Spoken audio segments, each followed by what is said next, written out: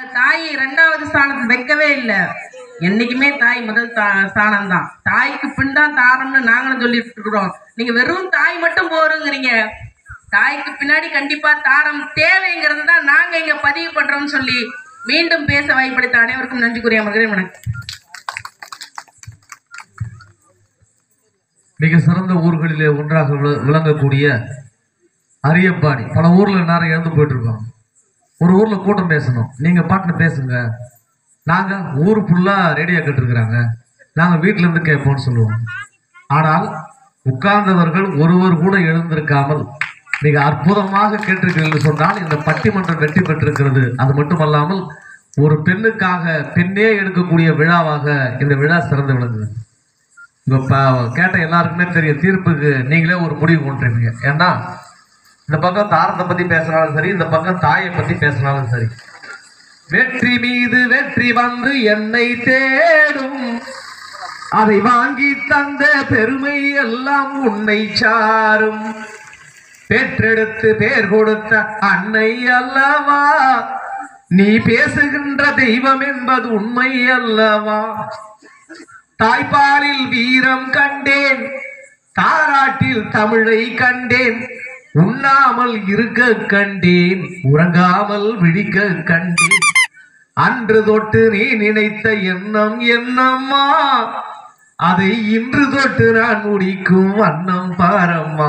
தாய் மனைவில ஈன்ற தாயை நான் கண்டதில்லை, வணங்கும் தெய்வம் வேறொன்று இல்லை, கண்ணை இமை போல் காத்திருப்பாயே, கொஞ்சம் கிளியே அமைதி கொள்வாயே, பாலும் பழமும் கைகளில் ஏந்தி பவளவாயில் புன்னகை சிந்தி, கோலமயில் போல் நீ வருவாயே, கொஞ்சம் கிளியே அமைதி கொள்வாயே. இப்படி மனைவி. அதாவது உங்களுக்கு நல்லா தெரியும், ஒரு தாய் 2 திங்களாய் தவம் இருந்து அங்கமெல்லாம் நொந்து நொந்து பால் ஊட்டி சீராட்டி போகாத கோயிலுக்கெல்லாம் போய் மண் சோறு சாப்பிட்டு எனக்கு ஒரு மகனை கொடு அப்படின்னு பெத்தெடுத்து இந்த உலகத்திற்கு எனக்கு பின்னால் நான் பார்க்காத உலகத்தை பார்க்க வேண்டும் என்று வளர்ப்பவள் தாய். தாய் தான் ஒரு நிலம், நீங்க எல்லாம் விவசாயிங்க, நிலத்தை பண்படுத்தி அதை சமன்படுத்தி ஏர் ஓட்டி விதை வச்சு நல்லா விளைய வச்ச பிறகு அறுவடை அறுக்கிறவங்க இவங்க. யாரு? தாரம். ஒரு பையன் படிக்கிறான், பாலா இருப்பான், பள்ளிக்கூடம் படிப்பான், படிக்கும்போது பக்கத்து வீட்டு பையன் நஷ்டம் வந்துருவான், கிள்ளிட்டு வந்துருவான், அப்படிலாம் 2வது ஃபெயில் ஆயிட்டு மூஞ்ச மூட உட்காருவான். அம்மா நேரா டேய் என்னடா ஃபெயில் ஆயிட்டுன்னு கேட்க மாட்டாங்க. என்ன ராஜா ஏன் இப்படி உட்காந்துருக்க, என்ன கப்பலா போயிடுச்சு, ஏன் பக்கத்து வீட்டு பையன் உன்னை அடிச்சுட்டானா, அவனுக்கு சண்டையா, ஃபெயில் ஆயிட்டியான்னு கேட்க மாட்டாங்க. அவனுக்கு சண்டையா, உங்களோட பேசலையா அப்படின்னு சொல்லிட்டு மிக அன்பாக பேசி அந்த குழந்தையை லாபகமாக வளர்க்கக்கூடியவங்க தாய்.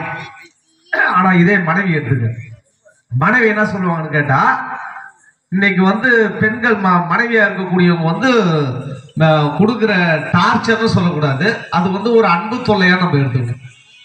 அன்பான தொல்லை. ஏன்னா மனைவி கிட்ட அந்த மாதிரி அதுதான் ஊடல் கூடல் என்று சொன்னார்களே, அந்த மாதிரி நிகழணும். அப்படி நிகழ்ந்தாதான் இல்லறத்துல மிக சிறப்பான அன்பு நடக்கும். அதனால அதாவது நல்ல மனைவி அமையணும்னா ஒண்ணு இறைவன் கொடுத்த வரமா இருக்கணும், அல்லது பொண்டாட்டி ஊருக்கு போனவங்க வராது. அந்த மாதிரி பெண்கள் அப்படி இருக்கக்கூடிய சூழல். அதனால நீங்க